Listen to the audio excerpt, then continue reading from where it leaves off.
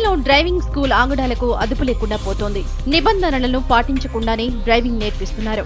కస్టమర్ల ఇంట్రెస్ట్ ను క్యాష్ చేసుకుంటూ అందిన కాడికి డబ్బులు దండుకుంటున్నారు నిర్వాహకులు.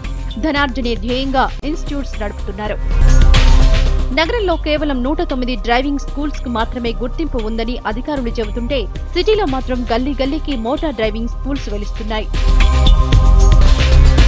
అయితే గుర్తింపు లేకుండా ఉన్న డ్రైవింగ్ స్కూల్స్ గురించి తమ దగ్గర సమాచారం లేదంటున్నారు అధికారులు. హైదరాబాద్ సిటీలో అన్ని కూడా ఈ లైట్ మోటార్ డ్రైవింగ్ స్కూల్సే, అంటే కారు, జీపు ఇలాంటి వాటిని ట్రైనింగ్ ఇస్తారు.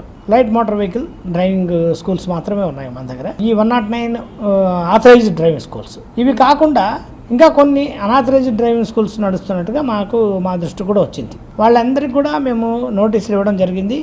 మా ఇన్స్పెక్టర్లు కూడా వెళ్ళి ఇమీడియట్గా ఆ వాహనాలను సీజ్ చేయడం అని చెప్పి కూడా ఇన్స్ట్రక్షన్స్ ఇవ్వడం జరిగింది. Unauthorized driving schools without board or ఒక డ్రైవింగ్ స్కూల్ పేరు మీద లైసెన్స్ తీసుకొని వాడే 2 బళ్ళకు లైసెన్స్ తీసుకొని 4 బళ్ళు అదే పేరు మీద పెట్టుకొని తిప్పుతుంటే అది కానీ ఇలాంటివి రెండింటినీ అరెస్ట్ చేయమని చెప్పేసి చెప్పడం జరిగింది. అక్రమంగా నడుపుతున్న డ్రైవింగ్ స్కూల్స్ కి ఆర్టీఏ అధికారులు అండగా నిలుస్తున్నారనేది ఆరోపణ. నిర్వాహకుల నుంచి లంచాలు తీసుకుంటూ వీటిని పట్టించుకోవడం లేదంటున్నారు సిటీ జనం. డ్రైవింగ్ నేర్చుకునే వారికి లెర్నింగ్ లైసెన్స్ ఇవ్వడంలోనూ రూల్స్ పాటించడం లేదంటున్నారు. Before Maruti Driving School, I was training at an unauthorized driving school, and the experience was really bad. I mean, first of all, there is no personal focus, there is no good assistance provided by these guys. They do not focus on safety or the road rules or even the basic functioning of the vehicle. Then I came to know about Maruti Driving School from a friend, and then I joined here. And their theory classes as well as the simulator sessions that they have, it's really awesome. And I was like, it's really great. I mean, for the first time I was driving and the simulator helped me a lot. Royal driving స్కూల్లో driving నేర్చుకున్నాను. 1 month duration course. Daily 6-7 kilometres ఉంటుంది. So again then మనం ఓన్గా నేర్చుకోవాలి. Practice చేస్తేనే మనం ఎక్కడ problem లేకుండా డ్రైవ్ చేయగలుగుతాం. 6 కిలోమీటర్స్ డ్రైవింగ్ ఇస్తారు వాళ్ళు. 1 month duration 3500. Depends on vehicle. ఇండికాలో అయితే మారుతి అయితే 3500 మినిమమ్.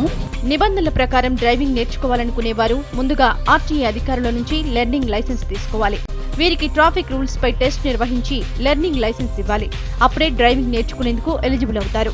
ఆ తర్వాత 6 నెలల్లోపు లైసెన్స్ జారీ చేస్తారు. కానీ డ్రైవింగ్ స్కూల్స్ లో ఈ నిబంధనలు ఎక్కడా కనిపించడం లేదు. మనం రోజు చూస్తూ ఉంటాం, రకరకాల యాక్సిడెంట్స్ జరుగుతూ ఉంటాయి. ఇదేంటి చాలా జస్ట్ చిన్న నిర్లక్ష్యం వల్ల జరుగుతుంది. Most of the people 50% other unauthorised దగ్గర డ్రైవింగ్ నేర్చుకుని ఇక్కడికి వచ్చిన వాళ్ళు ఎక్కువగా కనబడుతున్నారు. వీళ్ళు ఇచ్చిన కంప్లైంట్స్ ఏంటి అంటే అక్కడ డ్రైవింగ్ ప్రాపర్గా లేదు అండ్ ఇంప్రాపర్ స్కిల్స్ లేనందువల్ల ఇబ్బంది అవుతుంది అనడంతో మన దగ్గర చాలా మంది వస్తున్నారు. ఐ థింక్ అన్ఆథరైజ్డ్ వల్ల వచ్చే ప్రాబ్లమ్స్ అయితే మెయిన్గా ఏంటంటే డ్రైవింగ్ ఇంప్రాపర్గా చేయడము, ఆ డ్రైవింగ్ చేయడం వల్ల ఏంటంటే వాళ్ళ వెహికల్ మెయింటెనెన్స్ కూడా దెబ్బతింటుంది. Because they spoiling their engine and gear box and everything. ఏంటంటే అక్కడ ఇంప్రాపర్ ట్రైనింగ్ ఒకటి ఫస్ట్ ఇష్యూ. డ్రైవింగ్ చేస్తున్నారు కానీ ఎందుకు చేస్తున్నారో చెప్పట్లేదు. Main traffic education. లైసెన్స్ అనే పార్ట్ అయితే మనకు తెలిస్తే మనకి ఇక్కడికి వచ్చే 50 మందిలో అందరి దగ్గర లైసెన్స్ ఉంటుంది. బట్ దే ఫైనల్గా చూస్తే లైసెన్స్ వస్తుంది కానీ డ్రైవింగ్ ఏం రావట్లేదు.